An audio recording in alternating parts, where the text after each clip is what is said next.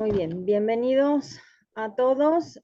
Ya estamos a más de la mitad del año. Agradezco la paciencia el día de hoy. Vamos a darle paso a la ponencia del equipo. Es el equipo Tancama que coordina Jorge Quirós. Y bueno, pues les cedo la palabra. Muchísimas gracias por la paciencia. Por favor, no olviden poner su asistencia. Ya está. Bueno, después de la exposición anterior y de haber comenzado a trabajar ya en el seminario, comenzamos a retomar varias ideas de caminos eh, al interior de nuestra área de trabajo, que es la Sierra Gorda.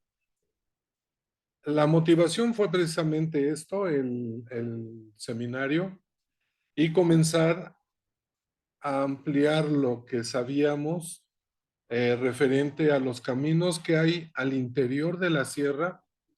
Algunos sabemos que fueron caminos que se ocuparon desde época prehispánica y otros que fueron usados ya posteriormente, ya en el 17, el siglo XVII, siglo XVIII, y entradas y salidas de los sacerdotes, bueno, de los misioneros franciscanos, agustinos y dominicos que tuvieron presencia en la sierra. Muchos de los caminos que actualmente o que teníamos antes, actualmente forman parte de las carreteras. De las carreteras, la traza se siguió sobre de la huella de los caminos reales que fueron antes caminos de movimiento interno de la sierra. Cuando... Perdón, Jorge, no se ve la presentación todavía, ¿eh? Sí, no te preocupes. Ok, gracias, perdón. Estoy tratando de poner en contexto todo esto, todo lo que van a ver ahorita después. Y comenzar, bueno, tenemos caminos que van de Tancama, del sitio Tancama a Jalpan, otros caminos que hemos logrado ubicar que se mueven al interior hacia Landa o hacia Conca. Y ahorita van a poder ver, no es muy largo esto, tratamos de no hacerlo también muy largo. Van a ver ya la presentación y todo esto ya lo va a ampliar Erika.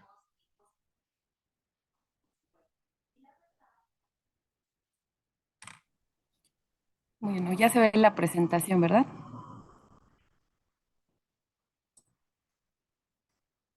¿Sí se ve la presentación? ¿Me escuchan? Sí, sí, ya se ve. Sí se ve. Perfecto, gracias. Muy bien. Bueno, pues muchas gracias. Buenas tardes a todos. Bueno, vamos a tratar de ser breves, de no alargarnos tanto por el tiempo que ya nos comimos un poquito. Voy a apagar algunos momentos Perdón, mi el cámara. tiempo es todo de ustedes sin ningún problema. Muy bien. Se está grabando, es todo el tiempo que ustedes quieran. Gracias. Muchas gracias, América. Voy a estar cambiando un poco a un mapa de Google Earth. Espero no marearlos mucho con esta presentación.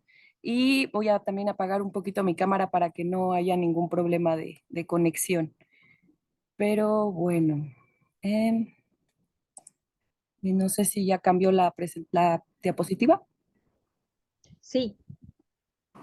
Ok.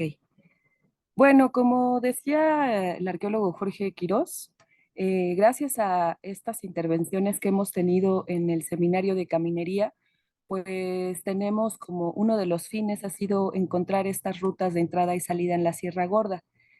Primero quería comentarles que el proyecto arqueológico Valles de la Sierra Gorda está dividido en 3 programas de trabajo. Por una parte, cazadores recolectores, sociedades agrícolas y misión y hacienda. Aquí vamos a hablar un poquito de sociedades agrícolas, solo un poco en la parte prehispánica, pero nos vamos a enfocar más que nada en esta parte de misión y hacienda. Este programa tiene como finalidad, pues, conocer y estudiar las formas de organización de los grupos españoles y los que se asentaron al contacto para conocer, y bueno, a la llegada de los españoles, para conocer cómo se organizaron en su intento por evangelizar y colonizar la Sierra Gorda. Y bueno, la siguiente presentación va a tener como finalidad dar a conocer este complejo proceso de movimiento que se ha dado al interior y exterior de la Sierra Gorda, identificando caminos que fueron usados en la época prehispánica, a las rutas que fue posible seguirles el rastro después de en la época virreinal y pues algunos casos de rutas que actualmente se utilizan. Esas solo las vamos a mencionar un poco. Y bueno, la migración, digamos que a grandes rasgos sería el cambio de residencia que implica el traspaso de algún límite geográfico o administrativo debidamente definido. Sin embargo, pues la migración no va a depender nada más de un movimiento de la gente de un lugar a otro.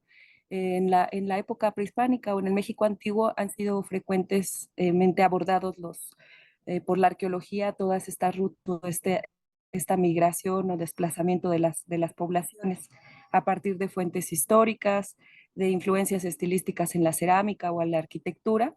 Y también ahora se ha sumado la bioarqueología. Un poco más adelante les voy a contar una propuesta que tenemos con esta parte bioarqueológica para seguir conociendo cómo se movieron la gente en la Sierra Gorda. Y bueno, aquí espero que haya cambiado. Como pueden ver, pues bueno, nuestra región de estudio es la Sierra Gorda, es un entramado montañoso de la Sierra Madre Oriental que abarca los estados de Hidalgo, el este de Guanajuato, el sur de San Luis Potosí y toda la parte norte del estado de Querétaro. Esta región presenta alturas que sobrepasan los 3.000 metros sobre el nivel del mar y se crea la serranía es como una barrera natural que va a frenar el paso de la humedad de la zona del Golfo. Se va a producir un efecto que se conoce como sombra de montaña y por lo tanto el factor oriental va a ser favorecido por la humedad y del otro lado, en la parte occidental, vamos a tener presencia de climas un poco más secos. En esta diapositiva lo que ustedes tienen pues es el área de la Sierra Gorda en grande. Lo que tienen en rosa estos marcados son los valles. Son 8 valles, ahorita se los menciono, en donde está trabajando el proyecto. Y ya en una presentación anterior habíamos platicado sobre cómo se desplazaba la gente, sobre todo al interior de estos valles. Tenemos el valle de San Ciro, Arroyo Seco, Mesa de Agua Fría, el valle de Concá, Valle de Purísima, Jalpan, Tancama, Mazacintla y el valle de Tilaco y Valle de Landa. Estos son algunos que se han podido recorrer. No es que la sierra solo tenga estos valles, hay más, pero estos son los que se han podido trabajar hasta ahora. Bueno, a partir de los recorridos de superficie en toda esta parte de la sierra, se han podido identificar sitios y registrar, algunos como ven aquí en el mapita, unos con presencia cerámica y otros que fueron registrados. Hay sitios muy importantes acá arriba en la Mesa de Agua Fría y Conca, como el sitio de San Rafael, La Purísima, el Jalpan también, Tancama. Esos son unos de los sitios importantes que se han identificado. Bueno, pues el interés es como saber qué pasa, no nada más en esta región, esta es la región que digamos que es parte de nuestro área de estudio, pero también ahora queríamos saber pues cómo se desplazó la gente, no nada más al interior, cómo fueron saliendo y qué rutas tomaron para ir a otras regiones. Eh, Sabemos, por ejemplo, las fuentes nos dicen que desde la época prehispánica, pues había grupos de cazadores recolectores que pertenecían a ramas de Pames otomís, de familia chichimeca, y también se ha considerado que la región de Querétaro ha tenido pues relaciones con los territorios vecinos como Hidalgo o desde los asentamientos del formativo superior que estaban relacionados con Chupícuaro o con la Cuenca de México. Y bueno, también la constante interacción con la costa del Golfo, ese va a ser otro de las rutas. En este caso, lo que les muestro son las rutas hacia los yacimientos de obsidiana. Aquí tenemos a Tancama, en esta parte norte de Querétaro, y de Tancama sabemos por estudios de PIXE que se realizaron a la obsidiana que hay una procedencia tanto de la Sierra de las Navajas, que está aquí en Hidalgo, también del Paraíso en Querétaro, pero también hay una relación un poco más distante que sería Sinapecuaro a Cámbaro. También tenemos obsidiana que va a venir de esta región del occidente. Entre otras cosas que, bueno, entre otras similitudes que se han encontrado, por lo menos para el sitio de Tancama, es también esta parte arquitectónica que pues nosotros relacionamos con la llamada cultura huasteca. A pesar de que a veces hay investigadores que mencionan que pues la huasteca no tuvo presencia en la Sierra Gorda antes del posclásico, pues tenemos alguna evidencia material que pues sugiere lo contrario. En este caso, este es el sitio de Tancama. Tenemos una estela lisa muy parecida a las que han salido en otras partes de San Luis Potosí. Este también está en Tancama. Aquí también tenemos un edificio de base absidal y con planta, bueno, con su planta de arriba circular. Y en la parte de arriba tenemos a Tamtoc y de este lado Tamuín, ¿no? Para marcar algunas similitudes, sobre todo en la arquitectura. Pero también para la época prehispánica nosotros podemos ver la relación con otras regiones. Ustedes lo que tienen aquí es un mapa de cómo creemos que se fueron desplazando los grupos, o sea, para las salidas de la Sierra Gorda y las relaciones que tuvieron, por ejemplo, con la costa del Golfo, de donde vienen bueno, mucha de los materiales malacológicos, la cama equinata también, y también, bueno, tenemos también presencia del Pacífico. Para el lado este es un poco más clara la relación que hay con la arquitectura, con las costumbres funerarias. También estamos teniendo muchos enterramientos en los que se ve que la disposición es en entierros directos sobre la tierra, con algunas piedras o lajas encima que los cubrían. También tenemos presencia de formación intencional del tipo tabular erecta y la mutilación dental de este tipo que también se ha recuperado en otras regiones de la Huasteca. La cerámica, pues la cerámica saquil negro y negro sobre blanco, también muy características. Este tipo de vasijas también se encuentran en otros contextos. Entonces, esto para el lado del este, para el lado del occidente, vamos a tener que hay un estudio que ya hicieron para el cobre. Tenemos algunos elementos de cobre como aretes, brazaletes y algunos cascabeles también, anzuelos, y parece ser que todo esto está viniendo de Tierra Caliente, de Michoacán, por los estudios que hicieron. Viene del occidente, así como la obsidiana que ya les mencionaba, ¿no? Alguna de la Sierra de las Navajas, pero también al parecer estaban teniendo una relación más distante con Michoacán. Ya para la época novohispana, pues habíamos nosotros desde la presentación anterior marcado algunos caminos que pudimos reconocer al interior de la sierra. Esto ahorita lo van a ver. En esta parte que es nuestra área de estudio, en los valles, habíamos nosotros planteado esta ruta, que la que está en amarillo, digamos que sí es una ruta principal, son los caminos que todavía se están usando, pero pudimos distinguir también que hay otros, lo que se ve naranja, esos son caminos antiguos, esos son caminos que pudimos rastrearles todavía el paso, ¿no? Por dónde estaban entrando a la Sierra Gorda. Eso es por un lado al interior. Y a ver, voy a cambiar, espero que sí se vea. ¿Sí se ve? Perfecto, se ve. Ok. Bueno, lo que tenemos aquí es toda la región de la Sierra Gorda, los valles que tienen acá a continuación.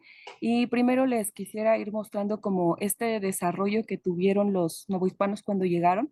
Al principio van a llegar grupos agustinos, son de los primeros que van a entrar.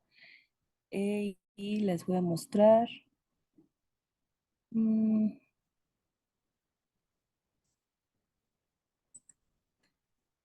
Tenemos que los grupos agustinos van a entrar por la parte este de la Sierra Gorda. Tenemos que van a entrar desde la parte de Mestitlán, pasando por Gilitla, y se van a introducir a esta parte de la sierra. Les voy a hacer más grande esto.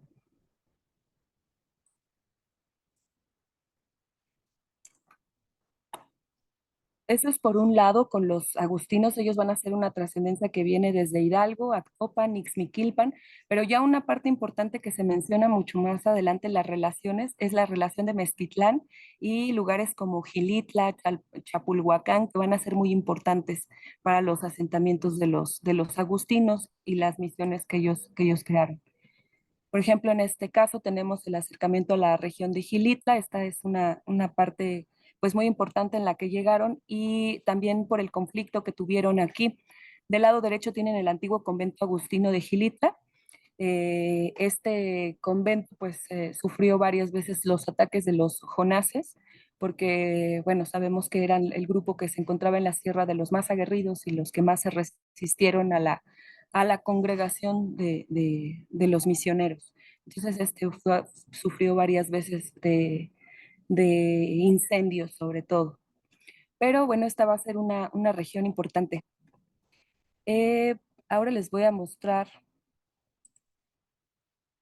Después a la Sierra Gorda viene la incursión muy importante de todos estos grupos de franciscanos que van a establecer las misiones que conocemos en la región en que estudiamos, Concata, Coyol, Landa, Tilaco y Jalpan, las 5 misiones, pero también va a haber otros, se van a establecer aquí también los franciscanos de los colegios de propaganda FIDE.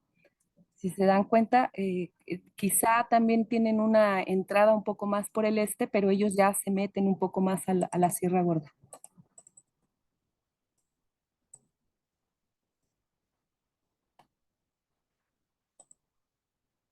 Bueno, estos también son otros 2 centros muy importantes que también consideramos que fueron salidas de la Sierra Gorda. Por un lado tenemos Mestitlán, que sale en las relaciones desde del siglo XVI, a la segunda mitad del siglo XVI, y la parroquia de San Pedro Apóstol Chapulhuacán, que nosotros proponemos como la salida de la Sierra Gorda o de los valles de la Sierra hacia la región del Este.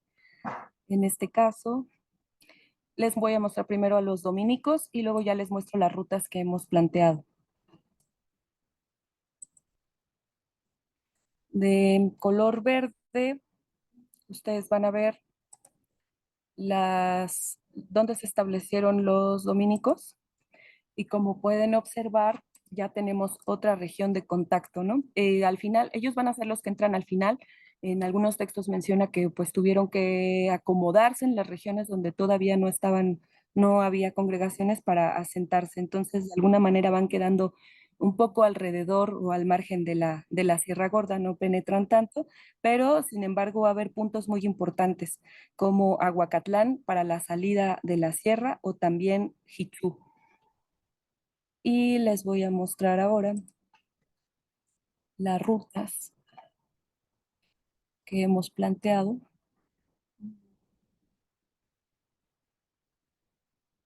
Déjenme encontrarlas. Aquí.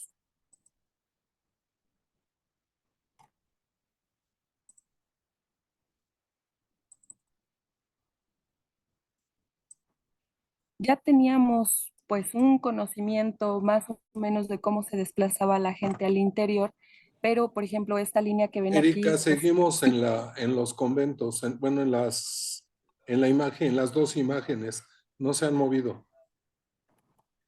¿ya cambió? No, ¿No ha cambiado? A ver. no, Permítanme ver qué pasó aquí.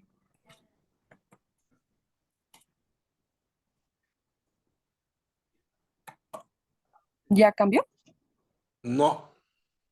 Bueno, voy a dejar de compartir y voy a volver a compartir. A ver si se puede ver. Sin problema, sin nervios, todo el tiempo es tuyo. Muchas gracias. Gracias, gracias.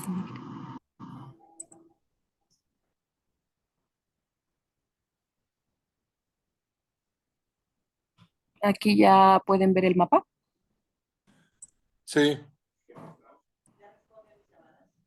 Bueno, no sé si alcanzaron a ver entonces dónde se estuvieron los dominicos franciscanos. No sé si eso sí se vio. no, no. No, Ok, si lo puedes retomar, está perfecto. claro, Claro, bueno, ya que tenemos aquí esto que ven aquí, pues es toda la región de la Sierra Gorda. Lo que tenemos en negro son los valles que nosotros estudiamos, o esta parte que es parte del área de trabajo del proyecto. Y las líneas que ustedes tienen en amarillo, esta, por lo menos esta que va sobre los valles, fueron los primeros caminos que nosotros pudimos identificar. La mayoría de estos se usan actualmente y están sobre los antiguos, pero estas naranjitas también van a ser algunos caminos que pudimos identificar después, que son un poco más antiguos en la región de la sierra, o digamos para desplazarse entre los valles. Ahora les comentaba que tenemos la incursión por una parte de los agustinos. No sé si ya se ve. Sí, ya. Ok, los agustinos les decía que van a entrar por esta parte del este, digamos que ellos van a entrar por la parte de Hidalgo, Zimapán, Mestitlán, y van a llegar a esta parte que va a ser importante en Gilitla. En Gilitla establecen uno de los conventos importantes, que es el que les mostré hace un momento, y vamos a tener este desplazamiento de los agustinos por un lado de la sierra. Ese es el caso de los agustinos. Para el caso de los franciscanos, ya tenemos digamos que entraron un poco más a la sierra, ¿no? No se limitaron a estos lugares, fueron entrando un poco más a esta región. Em, y les decía que no nada más los agustinos, perdón, los franciscanos, pero también hubo otros sitios de los franciscanos de propaganda fide que se establecieron de este lado. Igual ahorita hay otra imagen en donde se puede visualizar mejor. Y por último entraron en el siglo XVII, ya tardíos los agustinos, era lo que les mencionaba. Ellos ya no van a incursionar tanto en la Sierra Gorda, eran lugares ya ocupados por las otras misiones, pero sí van a penetrar por el lado oeste, digamos. Entonces, esto que les estoy mostrando, todos estos puntos, a nosotros nos permitieron ver si sí de verdad había, estos caminos se siguieron utilizando después, o si sí de verdad eran las salidas de la Sierra Gorda. Y pudimos identificar que sí, definitivamente, a ver, les voy a quitar las rutas. Mm,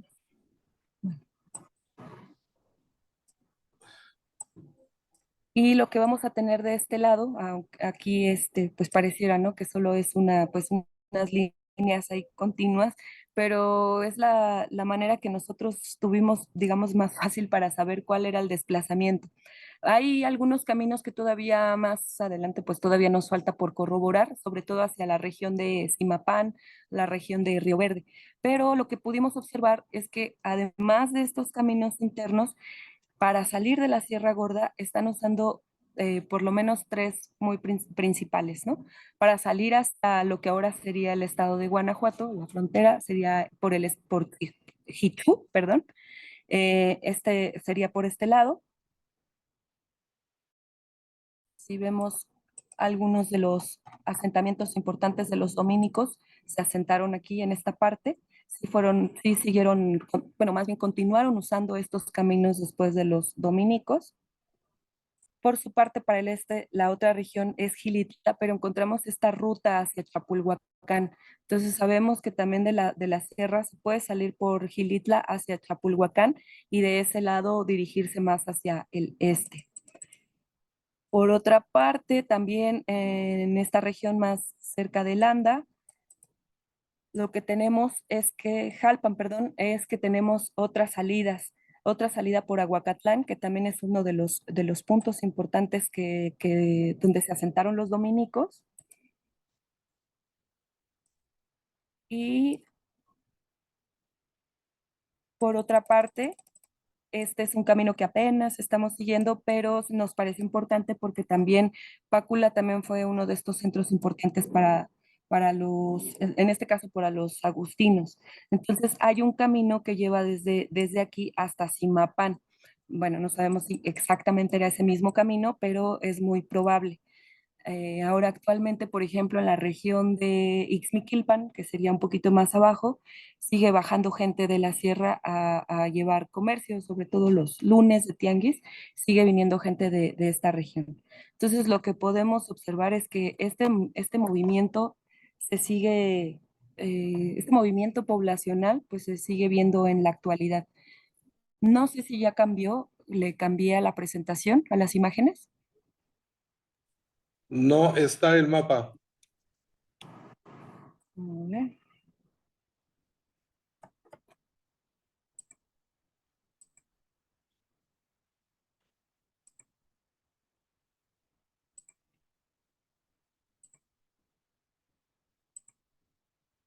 Una disculpa por estas fallas, pero no sé si ya se ve ahora sí. Ahora sí, Ya. ya se ve. Ok. Bueno, les decía que estos van a ser pues asentamientos importantes para los agustinos. Nos sirvió mucho para entender cómo se desplazaron hacia afuera de la sierra. Por otra parte, tenemos los que les había mostrado aquí un poquito más amplio para que se distinga más. Son todos los de los franciscanos, además de las misiones, también lo que fundaron los colegios de propaganda FIDE de México y de Pachuca. Y por último, tenemos este desplazamiento, pero ya en la parte oeste por la sierra de los dominicos, las misiones dominicas, que fueron las últimas en establecerse. Pero por un lado tenemos esta región de Aguacatlán, Pinal de Amoles, que fue perdón, por esta región de Aguacatlán, que también creemos que es una salida importante y este de aquí abajo es una iglesia también de los dominicos, pero se encontraba antes en Zimapán. Esta la retiran y la mandan al interior de la sierra y es Nuestra Señora de Dolores de Soriano. Este también va a ser un punto importante para los grupos de dominicos. También sabemos que pues gracias al auge minero después en toda esta región, pues se siguieron utilizando. Si ya eran caminos que se usaban en época prehispánica y que fueron intensificándose, vemos que ya para la época del contacto esta región de la sierra va a ser muy, muy transitada. Sobre todo, como les digo, es por también este auge minero, ¿no? Ya desde época prehispánica sabemos que en la región había pues minería y,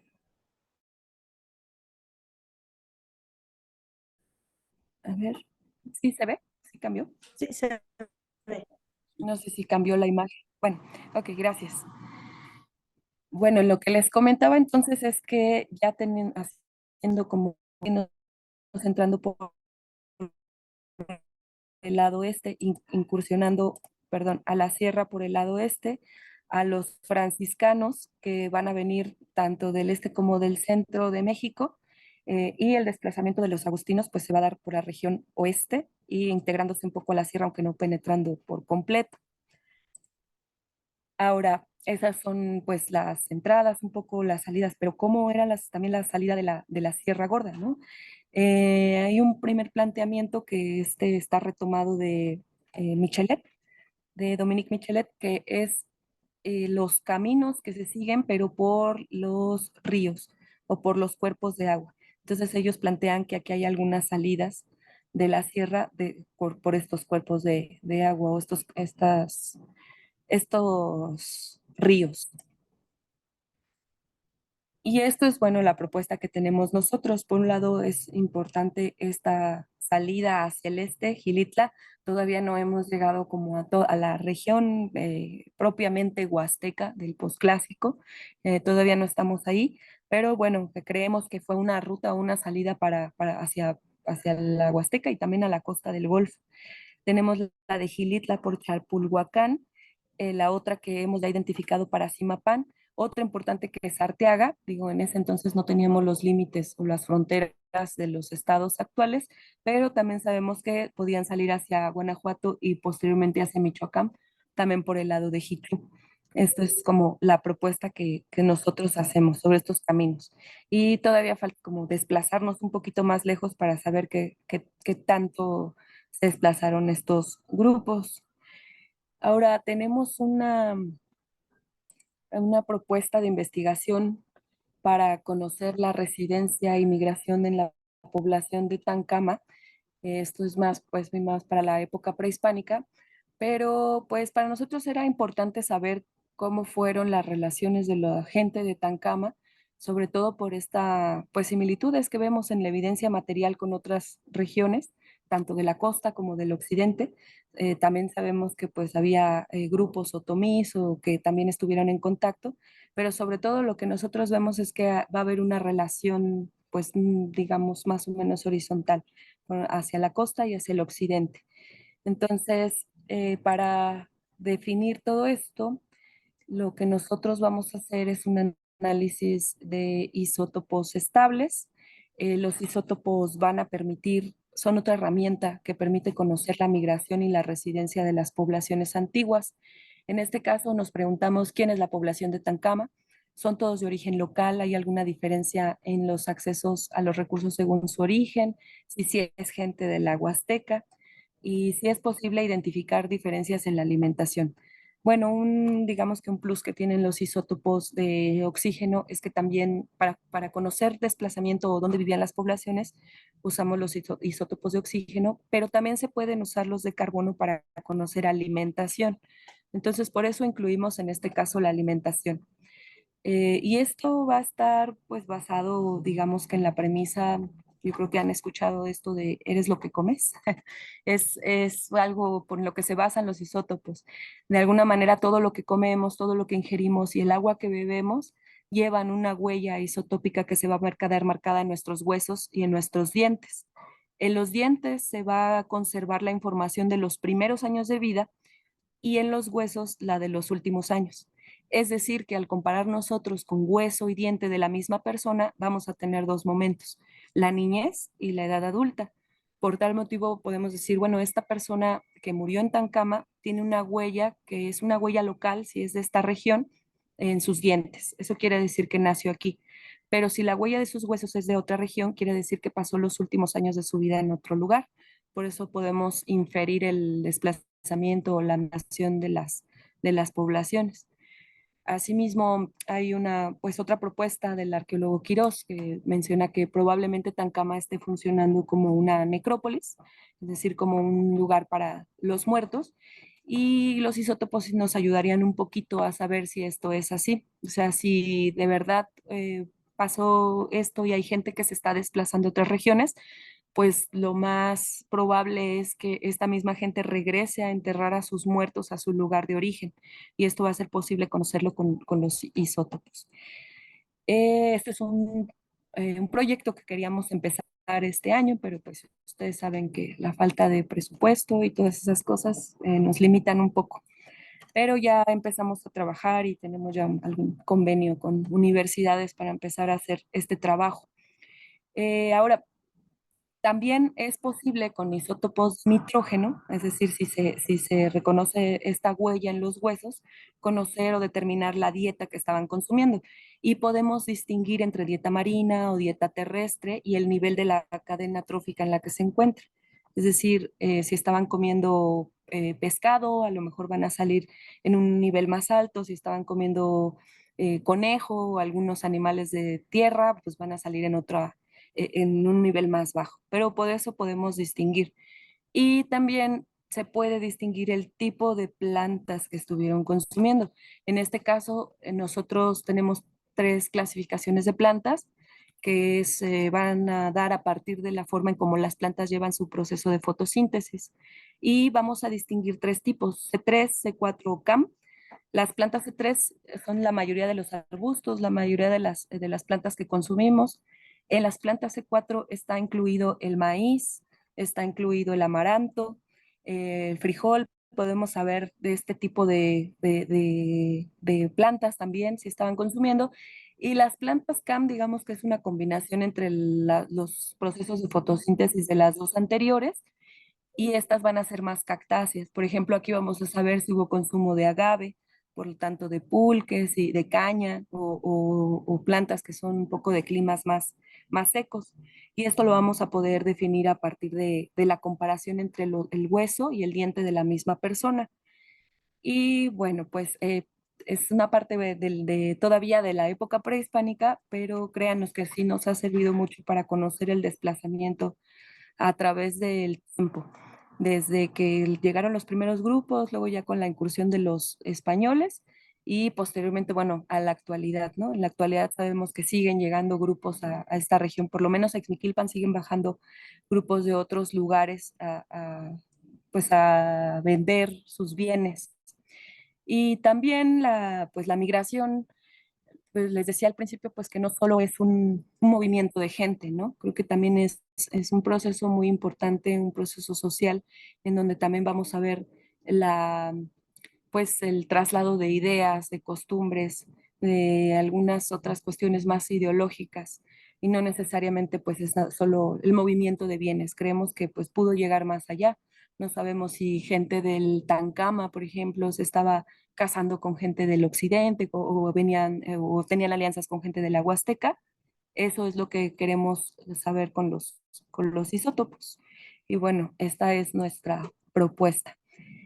Bueno, esto ya se los había mencionado un poco. Los dientes nos van a dar información de los primeros años y los huesos de los últimos.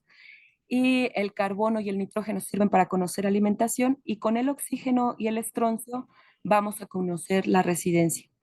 Esto tiene que ver con el agua que estuvieron consumiendo.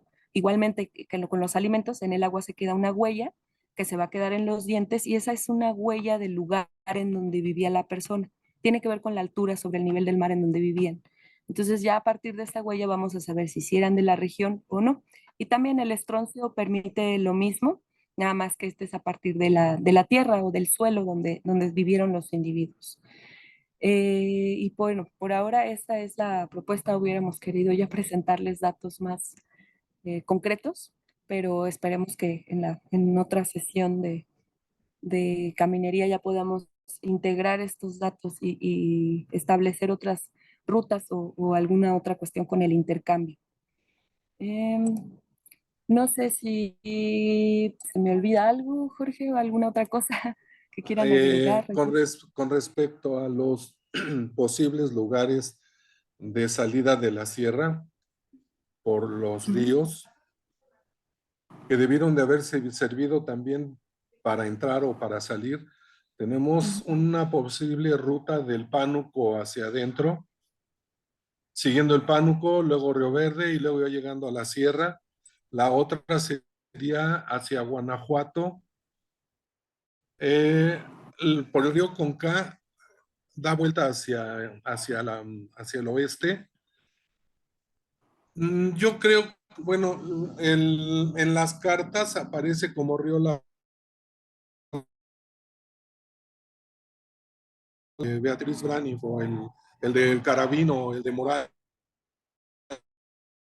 no creo que sea el mismo, pero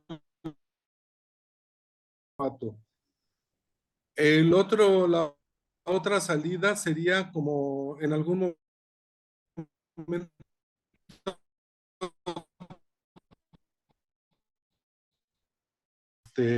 con César Quijada, Alberto Herrera. Otra de las salidas puede ser el río Santa María Acapulco. Esa salida en algún momento yo fui con Oscar Polaco en una lancha inflable hace muchos kilos y no pudimos llegar hasta afuera porque el río bajaba mucho su nivel, pero es una posible salida también. Esto sale hacia unos valles muy grandes, ya para el lado del Golfo. O sea, esos serían tres posibles movimientos por agua. Ahora, con respecto a los materiales, la cama equinata es característica del Pacífico. Según me decía Oscar, hay dos tipos de cama equinata. Una va de Baja California a Venezuela y la otra va de Baja California a Oaxaca. Son dos tipos diferentes, pero para ambas se requiere una especialización en el trabajo porque no están a poca profundidad, más o menos están entre 15 y 20 metros. Eso era lo que me dijo a mí Oscar Polaco.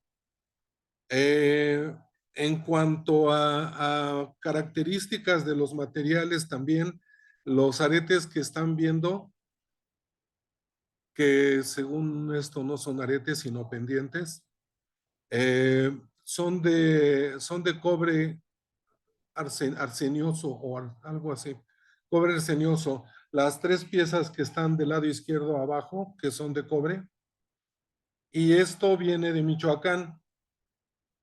Ahora, la obsidiana, el besote que tienen ahí, este es de obsidiana verde, que era lo que decía Erika, que era obsidiana que estaba llegando de la Sierra de las Navajas.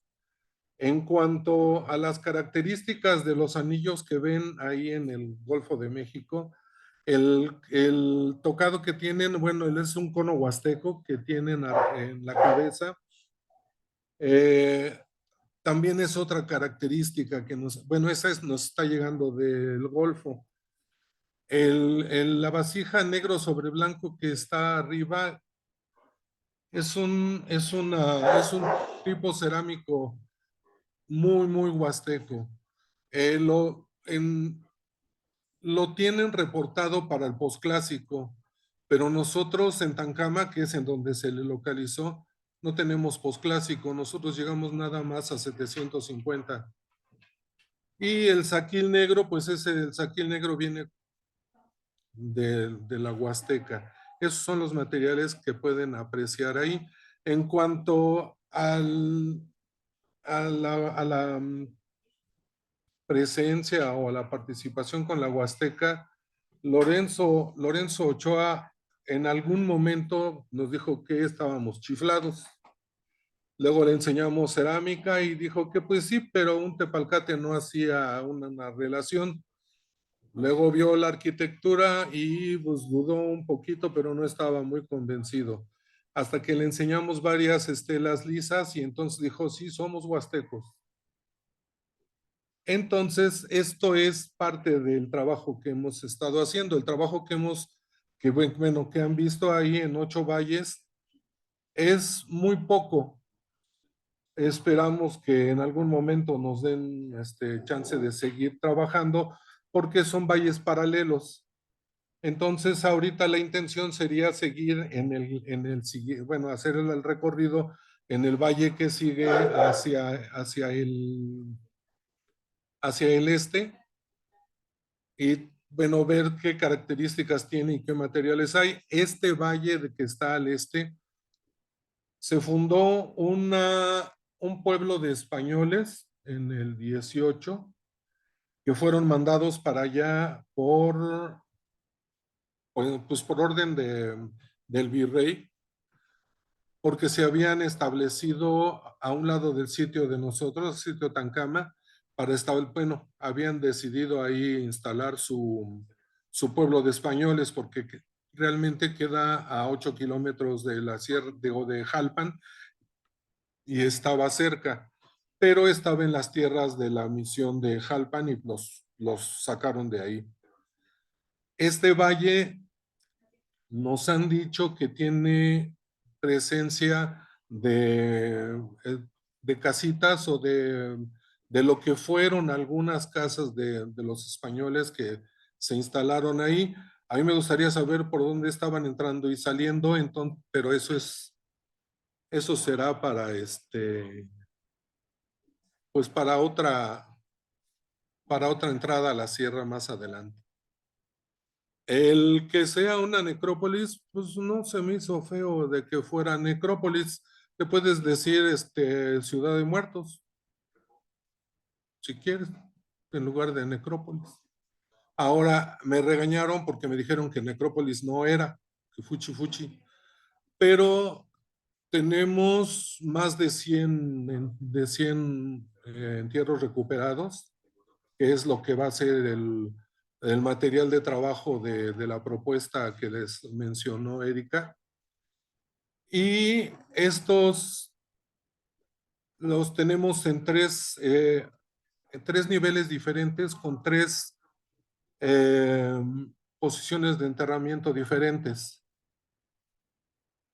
Y sabemos que después de un tiempo regresaron hacia el Golfo algunos de los habitantes y después de años regresaron.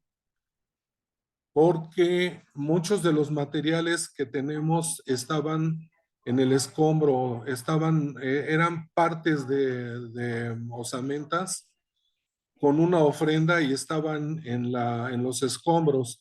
O sea, eso fue parte de un regreso del muerto a su lugar, supongo yo.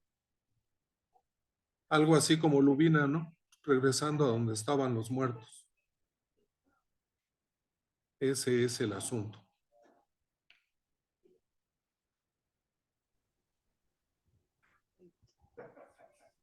Es el Y final. pues, yo creo que ya por nuestra parte sí sería todo.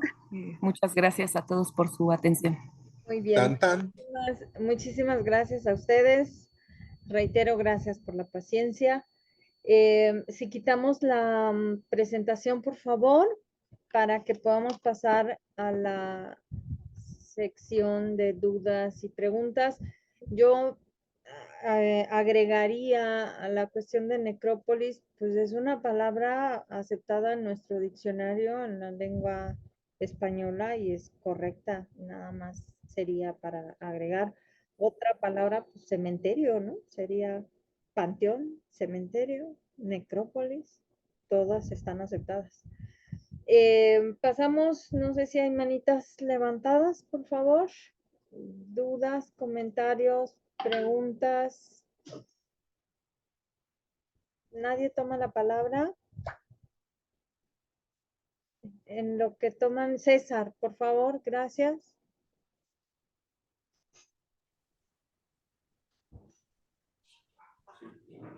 ¿Nos escuchó César? Sí, ya los escucho.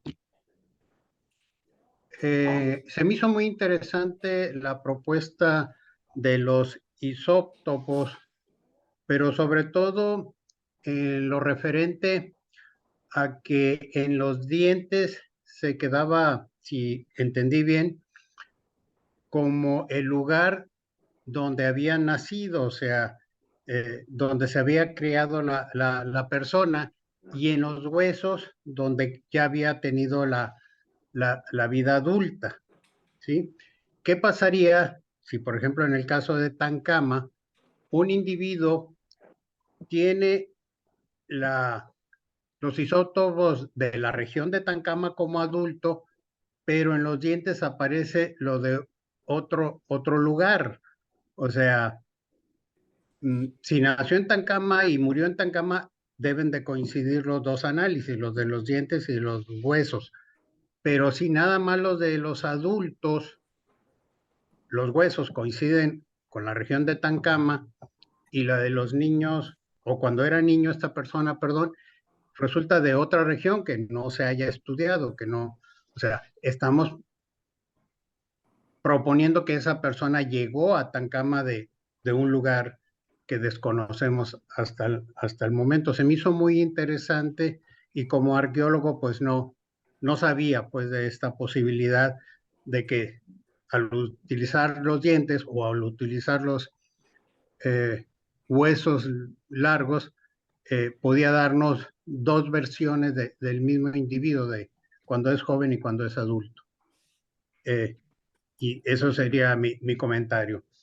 Ahora, lo que comentaba Jorge de decir que Tancama es una necrópoli, pues yo recuerdo cuando excavamos Ranas, también nos salieron muchos individuos enterrados en los cimientos de las estructuras de una de las secciones de Ranas, y nunca pensamos que fuera una necrópolis, sino simplemente como una actividad normal de que se enterraban a los individuos importantes, ¿sí? No cualquiera podía estar enterrado en la zona arqueológica, sino eran la gente importante de la élite, ¿sí? Pero nunca pensamos de que fuera una necrópolis, sino simplemente era una forma normal de sepultar a las personas, porque recuerdo la estructura de cuando estuvimos excavando, había en unos cuantos metros cuadrados 13, 14 individuos uno arriba del otro, y cuando excavamos la parte superior, sucedía lo mismo, donde pensábamos que eran habitacionales nada más, al buscar los pisos y romperlos para saber la cronología, pues nos encontrábamos ahí decenas de individuos, sino simplemente lo veíamos. Ya en parte Jorge mencionó que se han encontrado 100 individuos, pero mi pregunta sería, ¿en cuántos metros cuadrados, como para pensar en que puede ser una necrópolis y no una simple forma de enterrar a la gente de élite dentro de las estructuras piramidales? Y en cuanto a lo que mencionabas, Jorge, de los caminos, sí, en nuestras pláticas cuando recorríamos los valles de Jalpan, Conca, Landa, etcétera, sí veíamos pues que el tener acceso al agua era una forma que facilitaba, pensando pues en que las rutas en la época prehispánica eran por individuos caminando, aunque tú hiciste el recorrido de uno de los ríos en lancha, pues es más aventura que otra cuestión, y los indígenas no iban pues en balsas, ¿no? Sino iban caminando, y creo que coincide en la época, buenos inicios de la época de los eh, españoles, pues que también todo era a lomo de mula, pues no había carruajes y menos en las zonas serranas, sino todo era arrieros, ¿sí? Entonces, sí iban junto a los ríos, pero no sobre el agua, sino a un lado sobre veredas. Entonces, creo que sí, todavía podemos sostener que son los ríos, las rutas, y concuerdo pues de que la entrada a la Sierra Gorda fue por Jichú, ¿sí? Por ese lado siempre ha habido la presencia del Golfo de México en la Sierra Gorda, ¿sí? Entonces sí, estoy de acuerdo en que desde época prehispánica y en la época colonial, Jichú es una de las, no la única, es una de las eh, entradas y salidas principales de la Sierra Gorda. Gracias. Gracias, César. Rosalba Delgadillo, por favor.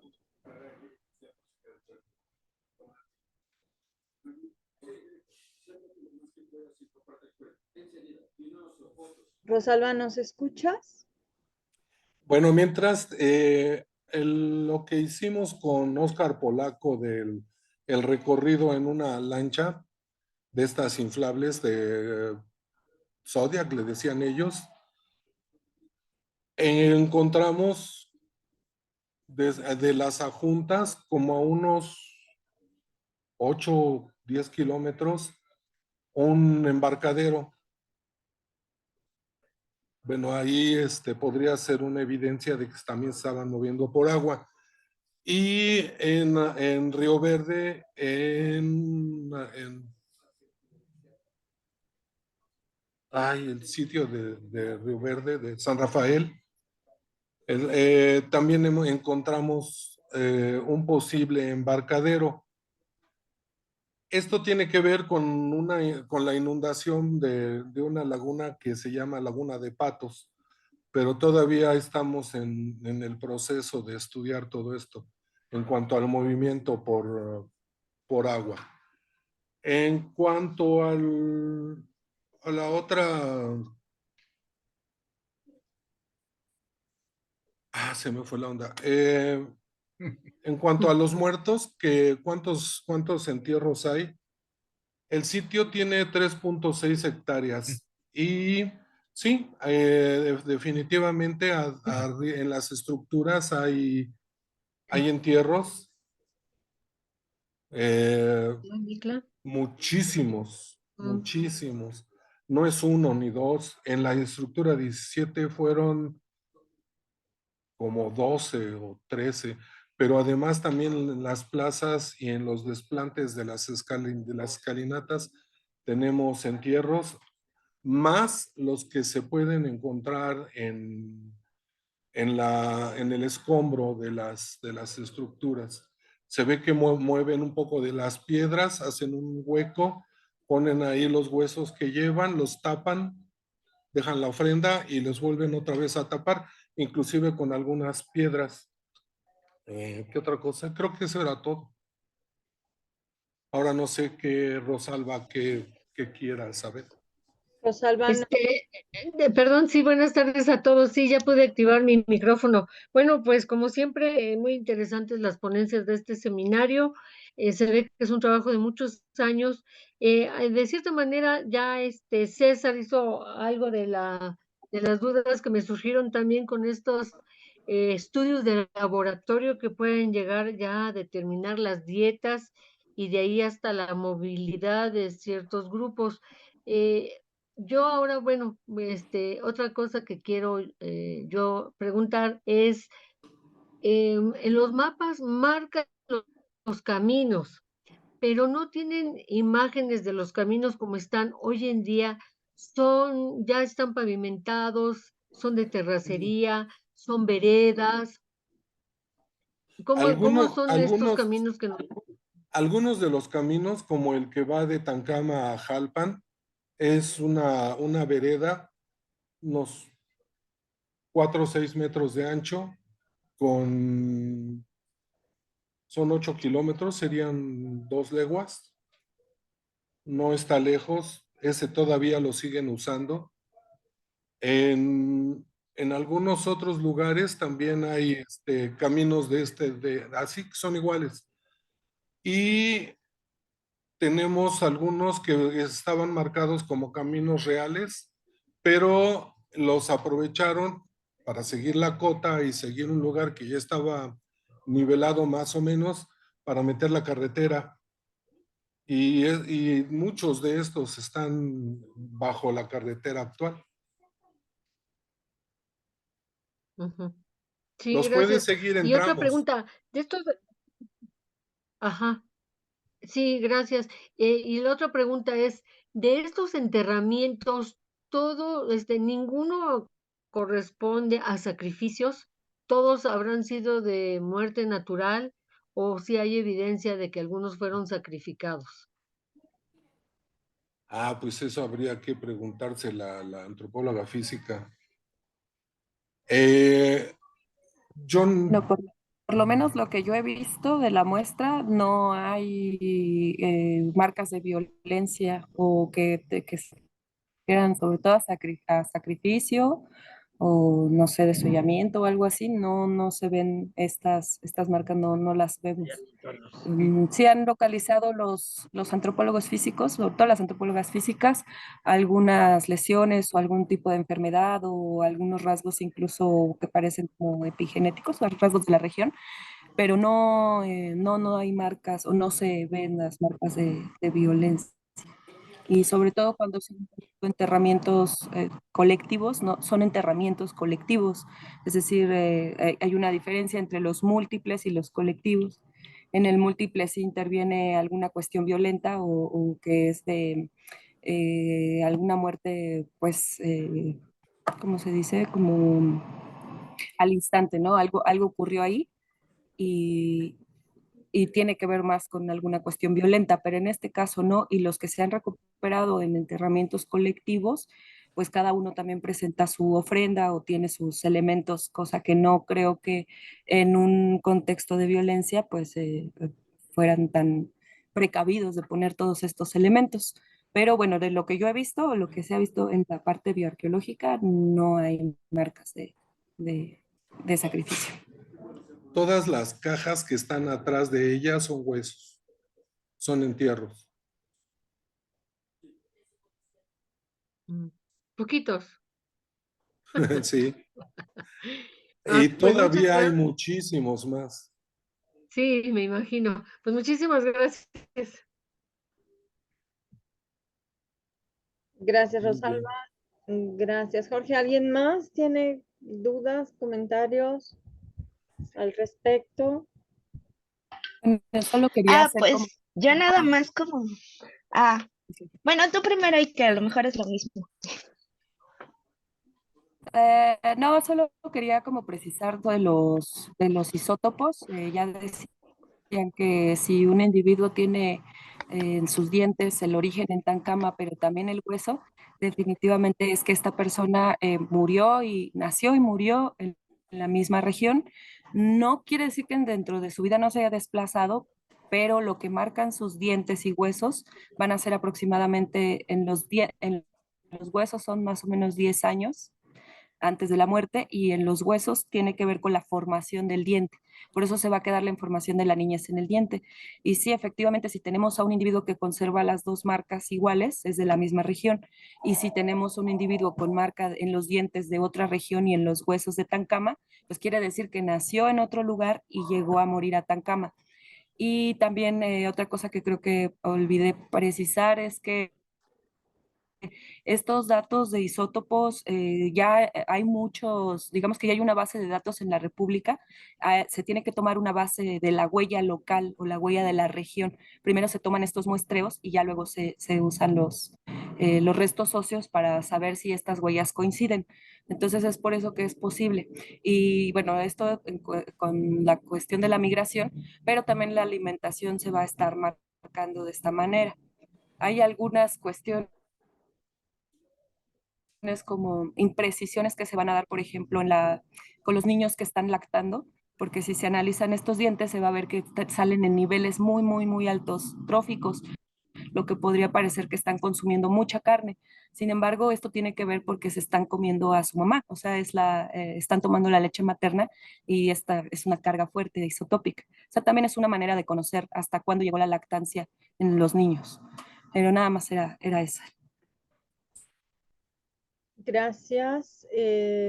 Lidia, ¿ibas a hacer un comentario? Justo sobre lo que dijo Erika, pero ya ella lo dio más completo y detallado, entonces nada más queda agradecer por estar aquí en esta sesión. Muchas gracias. Marta Monzón.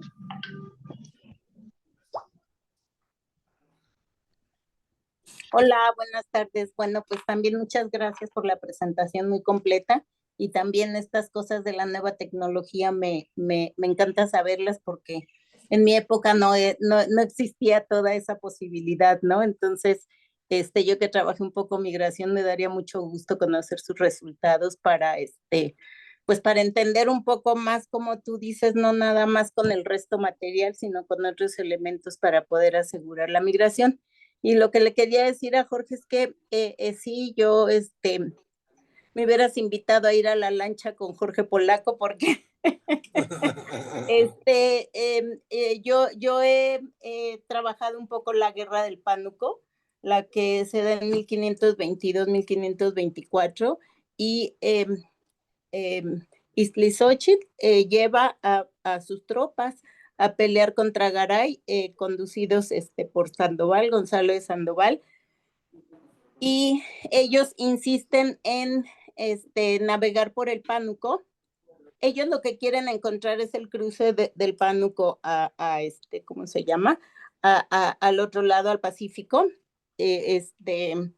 Y ellos insisten en que hay pocas menciones, pero se dice que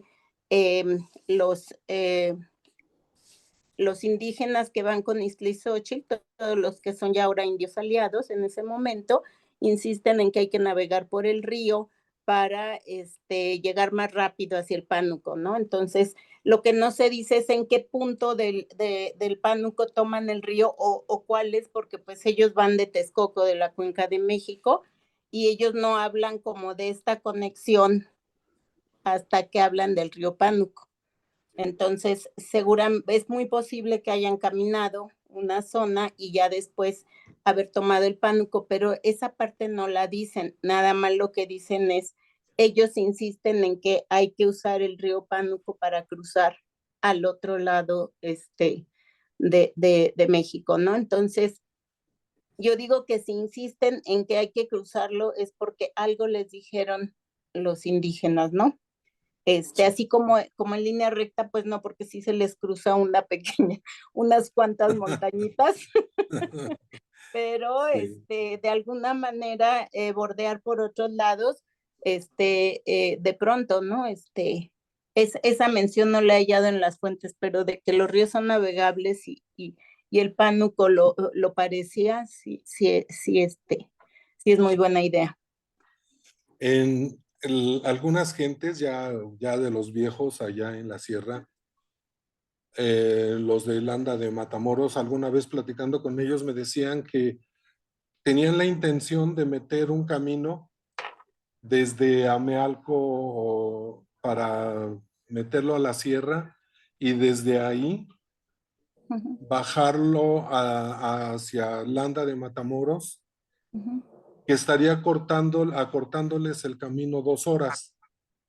Okay. Pero no se hizo porque decían ellos que cuando ya habían conseguido el apoyo y todo esto, se decidió, y esto ya fue más para acá, que iba a ser una reserva de la biosfera. Entonces ya no se pudo trabajar la carretera. Pero del río Simapán, en algún momento, con los de salvamento, andaba yo ahí de chismoso, nos señalaban que si seguíamos sobre donde estaba el río hacia el norte, que sería hacia la sierra, había entradas. Y estas entradas también iban siguiendo los ríos hasta que ya estábamos del otro lado. Entonces, ellos no, obviamente no le dicen a uno, te vas por aquí. Ellos dan referencias pues con las que ellos están más acostumbrados. Pero eso fue lo que a mí me dijeron. O sea, seguir esas rutas La cosa es seguirlos caminando. Así es. Gracias. Felicidades. Gracias. Muchas gracias, Marta. Gracias, Jorge. Otro comentario? Nada más. Bueno, pues voy a dejar de grabar. O sea, lo que comentaba Rosalba, que si tenían imágenes sobre los caminos de terracería, las veredas, inclusive las propias carreteras, sería interesante que el trabajo que cada uno de nosotros cuando hace la presentación te entrega para la publicación, que Jorge incluyera, ¿no?, entre las imágenes esas veredas, esos caminos de terracería, ¿sí? A mí me tocó andar todavía muchos caminos de terracería en la Sierra Gorda. Sería muy ilustrativo, pues, que en la publicación que te manden pudieran incluir este tipo de imágenes. Era un comentario final. Jorge, no te escondas. Seguro se van a incluir, nos faltaron fotos, pero Muy bien. seguro que las incluimos en la presentación escrita. Muchas gracias. Elizabeth. Tenemos algunas fotos y parte de los recorridos. Hay algunos que son muy obvios porque los siguen usando todavía, pero hay algunos otros que definitivamente, si fueron caminos que estaban usando entre misiones o entre pueblitos de Pames o no sé, Jimpeses o Tomís y todos los que anduvieron por allá, pues tampoco lo podría yo definir. Necesitamos todavía seguir caminando. Hasta ahorita estábamos abocados a Tancama, Purísima, San Rafael y Conca, que era lo que estábamos comenzando a trabajar. Cuando comenzó, como les decía yo al principio, el seminario, pues comenzamos a buscarle las otras posibilidades y a aprovechar la salida de campo para buscar esto, pero todavía nos falta mucho. No vamos tan avanzados como Elizabeth, que ya tiene definidos sus caminos y que las presentaciones se ve hermoso eso y el camino está bien definido. Y ellos lo han caminado un montón, ellos tienen que de 84 para la fecha. Sí. A mí me llevaron 3 años después. Elizabeth, por favor. Sí, iba a comentarles, yo creo que esto de la bioarqueología es una beta, hablando en minería, que va a ser muy interesante compararla. Por ejemplo, si puedes, eventualmente, Carmen Pilluan, el primer material que Margarita le dio, tengo entendido que se analizaron cerca de 70 esqueletos de ranas. No son todos, pero ya están analizados. Tengo entendido que no están publicados. Lo único que publicó esta Josefina Mancillas es un artículo sobre minería después del que hicimos nosotros. Es lo único que hay para el material de ranas. El resto, Carmen murió y ya no se publicó nada. A mí me lo comentó la chica que hizo el análisis con Pilluan y ella fue la que me dio el número de 70 entierros y no son todos, No. mientras que yo tengo 200 y no, pues he estado trabajando para analizarlos. Eso solo nos lleva a ver que la población de la sierra era muy alta, era una gran población mucho mayor de lo que se pensó.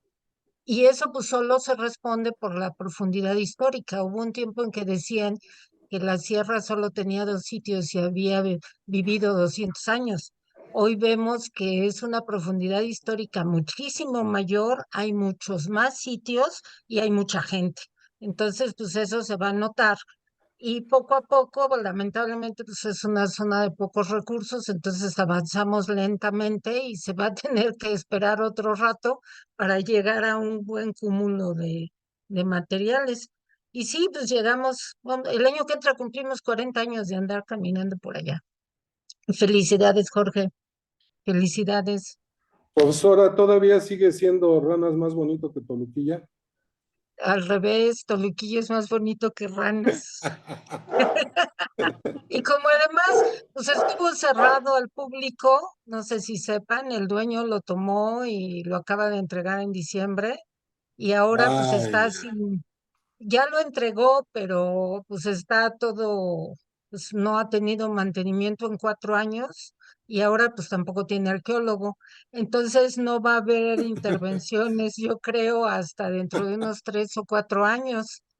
Y yo solo espero que lo que se ha hecho, por ejemplo, hay intervenciones que se hicieron en el 78 o 80 de Margarita que no han recibido mantenimiento. Entonces yo espero que aguante a ver si no en el lapso que el arqueólogo regresa no se caen, porque pues, desde 2018 que no hay dinero para ranas. Sí. Entonces no, y no va a haber ahorita, el proyecto fue cancelado en 2020 y no hay destinado ni un centavo. Entonces no hay posibilidad de que se dé mantenimiento de ningún tipo. Entonces, y como el personal se murió y se jubiló, ahora solo tiene un custodio. Entonces, pues ese es otro problema, porque hay una sola persona para todo el sitio. Y eso ha hecho que no se ha podido abrir de manera regular. Toluquilla tiene dos, Ranas tiene uno, entonces lunes y martes sigue cerrado bajo el efecto, la sombra de la pandemia y con la falta de Ujú. personal. Contrataron un eventual, pero sigue siendo muy poca gente, entonces Claro. no hay acceso todos los días. Y ahora pues ni dinero ni proyecto. Híjole. Nuestra terrible realidad, dices. Exactamente. Bueno, Bueno, ¿tenemos otra participación? No, pues nos resta agradecer a Jorge Quirós, Laura y Lidia y excelente ponencia, maravilloso. Voy a dejar de grabar entonces.